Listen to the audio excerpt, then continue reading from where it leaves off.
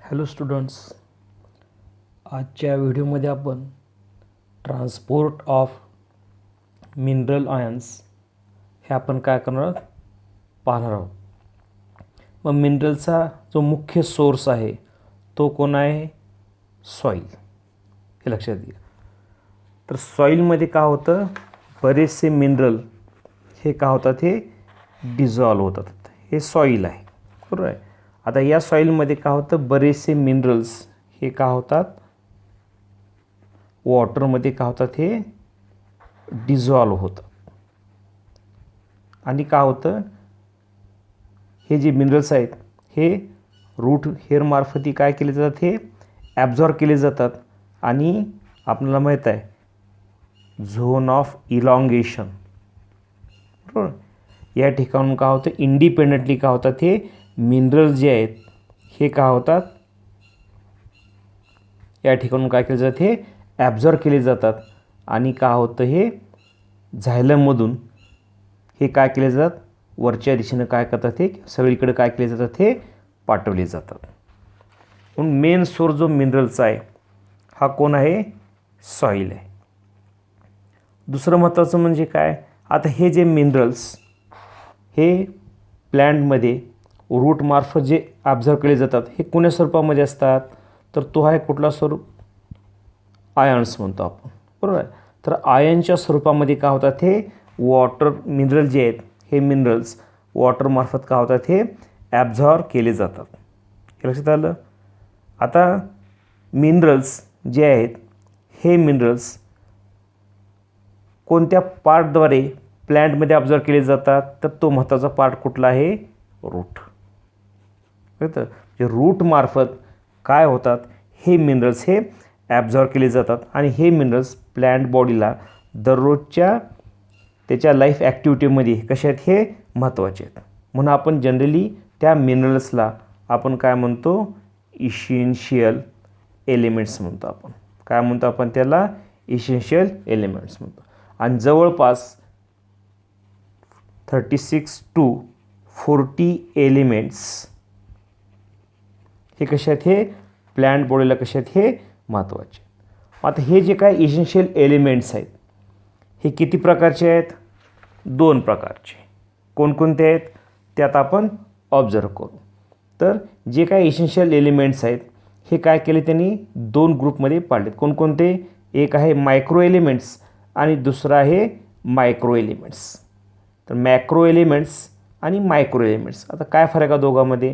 Micro म्हणजे सूक्ष्म, म्हणजे थोडक्यात कमी प्रमाणामध्ये लागणारे, आणि मॅक्रो म्हणजे प्लॅन्ट बॉडीला जास्त प्रमाणामध्ये लागणारे. याच्यावर हे 2 प्रकार पडले. आता पहिल्या स्वरूप पाहू आपण मॅक्रो एलिमेंट्स म्हणजे काय. आता मॅक्रो एलिमेंट्स कोणाला म्हणतो आपण, तर जे एलिमेंट्स प्लॅन्ट बॉडीला जास्त प्रमाणामध्ये लागतात. मग काय म्हणले, some minerals required in large quantity, त्या मिनरल्सला आपण काय म्हणतो, मॅक्रो एलिमेंट्स म्हणतो. कोणकोणते आहेत, तर कार्बन आहे, हायड्रोजन आहे, ऑक्सिजन आहे, नायट्रोजन आहे, फॉस्फरस आहे, सल्फर आहे, पोटॅशियम आहे, कॅल्शियम आहे, मॅग्नेशियम आहे. असे बरेच एलिमेंट्स काय होतात, प्लॅन्ट बॉडीला जास्त प्रमाणामध्ये काय होतात, हे लागतात. आपण त्याला काय म्हणतो, मॅक्रो एलिमेंट्स. हा बा लक्षात आला. आता दुसरे आहेत मायक्रो एलिमेंट्स म्हणतो. आता मायक्रो एलिमेंट्स कोणाला म्हणतो, some minerals required in small quantity, जे प्लॅन्ट बॉडीला महत्त्वाचे आहेत परंतु कसे ते कमी प्रमाणामध्ये लागतात. म्हणून आपण त्याला काय म्हणतो, these are called micro elements. कोणकोणते आहेत ते? आयर्न आहे, मॅग्नीज आहे, कॉपर आहे, मॉलिब्डेनम आहे, झिंक आहे, बोरॉन आहे, क्लोरीन आहे, निकेल आहे. तर लक्षात ठेवा, जे एलिमेंट्स प्लॅन्ट बॉडीला महत्त्वाचे आहेत these are called as essential elements म्हणतो.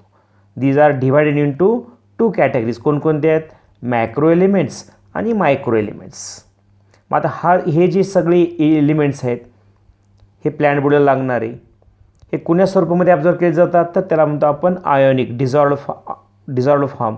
तर आयोनिक फॉर्ममध्ये काय होतात, हे प्लॅन्ट बॉडी काय करते, ही रूटमार्फत काय करते, ही ॲब्झॉर्ब करते. म्हणून म्हणलं की minerals are absorbed by plants mainly. कुठल्या? तर रूट्सद्वारे काय करते, ही प्लॅन्ट काय करते, ॲब्झॉर्ब करते. तर आपण बघितले की मॅक्रो एलिमेंट्स आणि मायक्रो एलिमेंट्स. मग आता प्लॅन्टचं जे ॲनालिसिस केलं ॲश घेऊन त्याच्यात, तर दिसून आलं की प्लॅन्ट बॉडी काय करते, बरेचसे मिनरल्स हे काय करते, प्लॅन्ट सॉईल आणि सराउंडिंगमधून काय करते, ॲब्झॉर्ब करते. मग आता हवेतून आपण कार्बन डायऑक्साईड येतो, ऑक्सिजन शोषला जातो, तर हे वातावरणातून येतात. सॉईलमधून बरेचसे मिनरल्स हे येतात. जसं रूट हेअर हे पाणी ॲब्झॉर्ब करतं, तसं झोन ऑफ इलॉंगेशनसुद्धा काय करतं, हे स्वतंत्र काय करतं, मिनरल्स काय करतं, हे ॲब्झॉर्ब करतं. आणि हे ॲब्झॉर्ब केलेले मिनरल्स हे काय करतात, हे वरच्या दिशेनं काय केले जातात, हे पाठवले जातात विथ झायलम सॅप. म्हणजे पाण्यामध्ये काय होतं, हे मिनरल्स काय करतात, हे डिझॉल्व्ह होतात आणि रूट हेअरमार्फत, ह्या रूटमार्फत काय करतात, हे वरच्या दिशेनं काय केले जातात, हे पाठवले जातात. हा लक्षात आलं याच्यामध्ये. आता हे मिनरल्स प्रत्येक पार्टला कसे आहेत, हे महत्त्वाचे आहेत. आता कोणकोणत्या ठिकाणी महत्त्वाचे आहेत, तर मिनरल्स आर नीडेड, गरजेचे आहेत. कोणत्या एरियामध्ये महत्त्वाचे आहेत प्लॅन्ट बॉडीमध्ये, तर ते पार्ट लक्षात घ्या. अपायकल आणि लॅटरल मेरिस्टेम या ठिकाणी महत्त्वाचे आहेत. यंग लिव्ह्ज त्या ठिकाणी हे मिनरल्स महत्त्वाचे आहेत. डेव्हलपिंग फ्लावर्स त्या ठिकाणी महत्त्वाचे आहेत. फ्रूट्समध्ये महत्त्वाचे आहेत.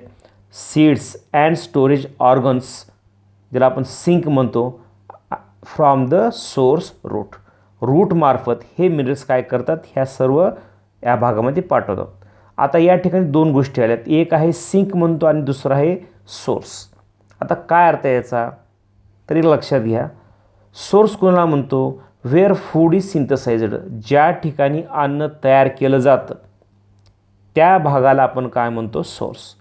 तर आता मिनरल्सचा जो नेमका सोर्स आहे मिनरल्सचा, तो कोण आहे, रूट आहे. रूटमार्फत मिनरल काय करतात, हे ॲब्झॉर्ब केले जातात. हा भाग लक्षात आला. आता सिंक कोणाला म्हणलं जातं, तर सिंक म्हणजे काय, वेअर फूड इज युटिलाइज्ड, ज्या ठिकाणी अन्न हे काय केलं जातं, वापरात आणलं जातं, त्याला आपण काय म्हणतो, सिंक म्हणतो. तर या ठिकाणी मिनरलचा जो सोर्स आहे तो कोण आहे, रूट आहे.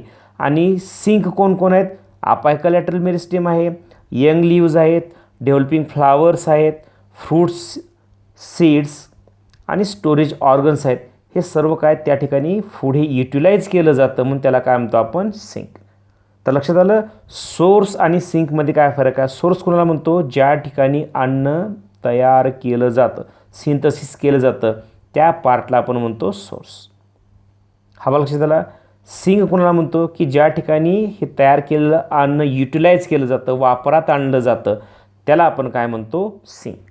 हा लक्षात आला.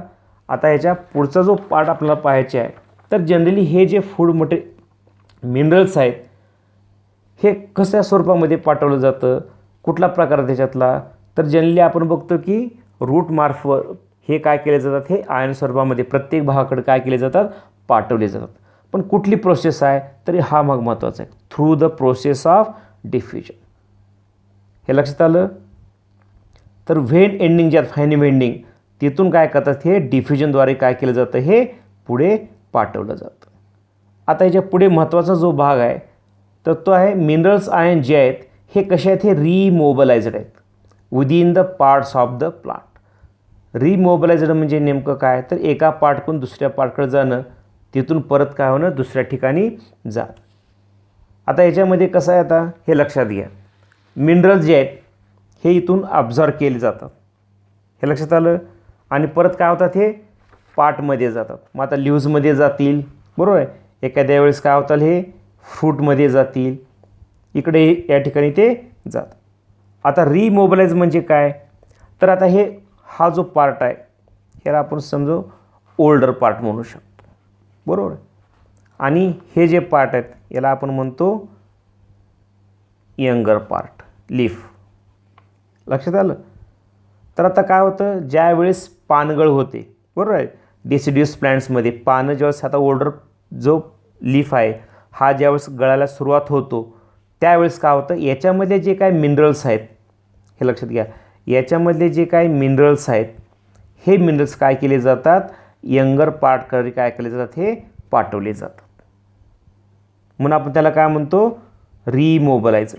ज्यावेळेस हे पान गळून जाईल त्याच्या अगोदर काय केलं जातं, याच्यामध्ये जे काही मिनरल्स आहेत हे मिनरल्स काय केले जातात, रिमोबलाइज केले जातात.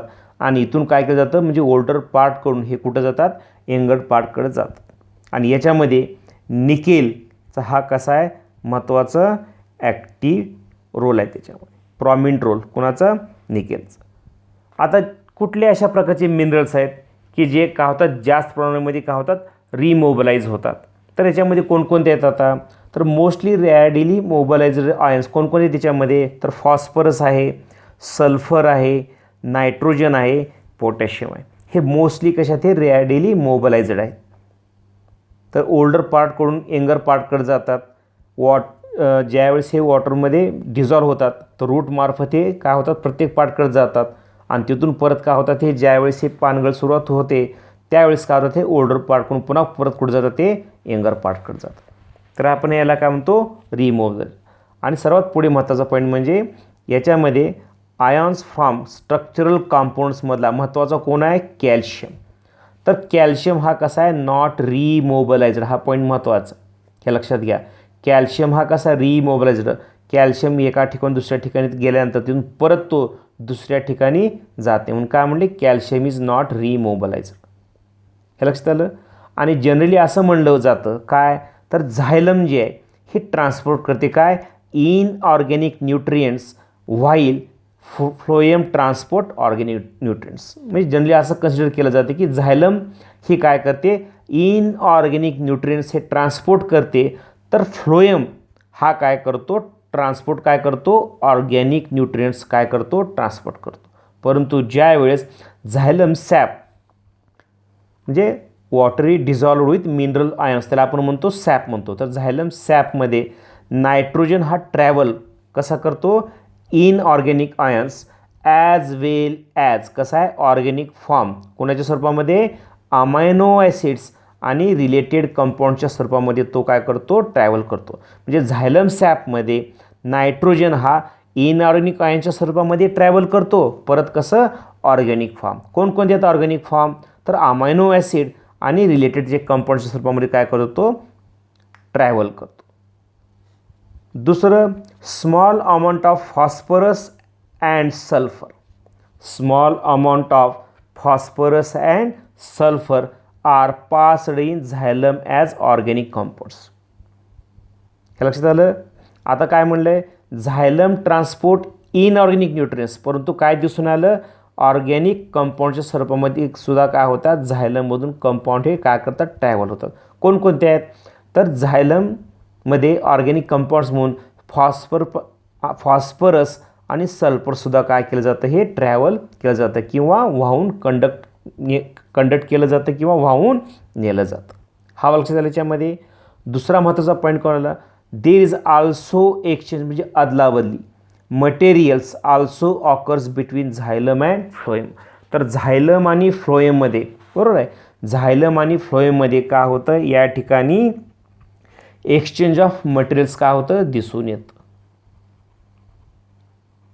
एक्सचेंज ऑफ मटेरियल्स कशामध्ये तर झायलम आणि फ्लोएममध्ये. हे लक्षात घ्या झायलम आणि फ्लोएममध्ये काय दिसून येतं एक्सचेंज ऑफ मटेरियल्स म्हणजे झायलममधले काही मटेरियल्स फ्लोएममध्ये जातील, फ्लोएममधले काही मटेरियल्स कुठे येतील हे झायलममध्ये सुद्धा काय होतात हे येतात.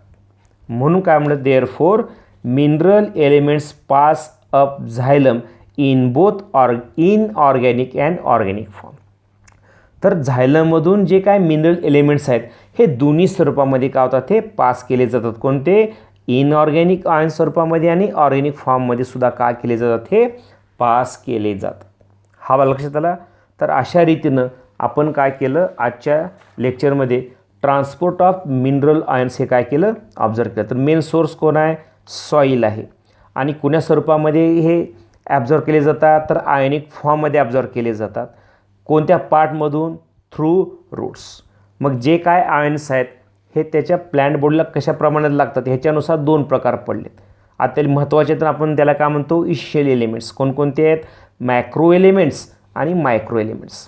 तर आता मॅक्रो एलिमेंट्स कोणाला म्हणतो जे की प्लॅन्ट बॉडीला जास्त प्रमाणामध्ये लागतात म्हणून त्याला काय म्हणतो आपण मॅक्रो एलिमेंट्स. त्यामध्ये मग कार्बन आहे, हायड्रोजन आहे, ऑक्सिजन आहे, नायट्रोजन आहे, फॉस्फरस आहे, सल्फर आहे, पोटॅशियम आहे, कॅल्शियम आहे, मॅग्नेशियम. आणि जे प्लॅन्ट बॉडीला कमी प्रमाणामध्ये लागतात रिक्वायर्ड इन स्मॉल क्वांटिटी त्याला काय म्हणतो आपण मायक्रो एलिमेंट्स.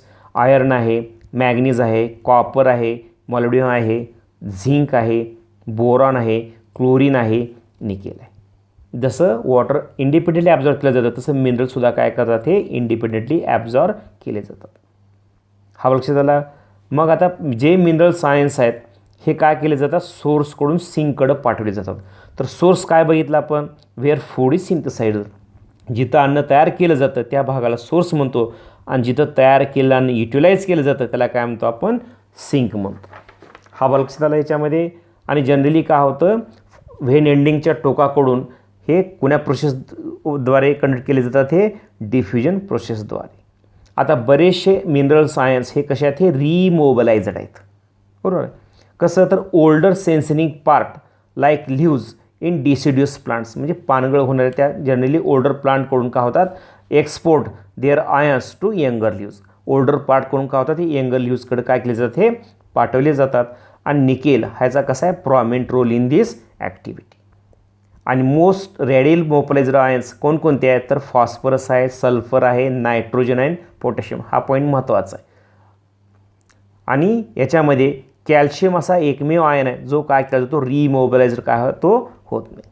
मग जनरली काय म्हणलं जातं, तर झायलम ट्रान्सपोर्ट काय करते, इनऑर्गॅनिक न्यूट्रियंट्स हे ट्रान्सपोर्ट करते. तर फ्लोएम हा काय करतो, ट्रान्सपोर्ट काय करतो, ऑर्गॅनिक न्यूट्रियंट्स.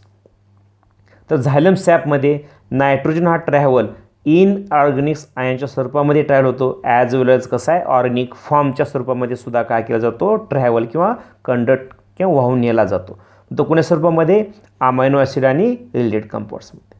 तर small amount of phosphorus and सल्फरसुद्धा काय केलं जातं, हे वाहून नेलं जातं झायलममधून. कसं, ॲज ऑर्गॅनिक कंपाऊंड्स. हा लक्षात आला. आणि असं दिसून आलं की एक्सचेंज ऑफ मटेरियल हे दिसून घडून येतं कुठं, occurs between xylem and phloem. हे लक्षात आलं. Therefore mineral elements pass of झायलम in both inorganic and organic form. तर मिनरल एलिमेंट्स हे झायलममध्ये इनऑर्गॅनिक आणि ऑर्गॅनिक फॉर्ममधून सुद्धा काय केले जातात, हे पास केले जातात. अशा रीतीनं आपण आजच्या लेक्चरमध्ये ट्रान्सपोर्ट ऑफ मिनरल आयन्स हे काय केलं, ऑब्झर्व केलं. पुढच्या व्हिडिओमध्ये आपण ट्रान्सपोर्ट ऑफ फूड हे कसं घडून येतं ते आपण ऑब्झर्व करणार. Okay, thank you.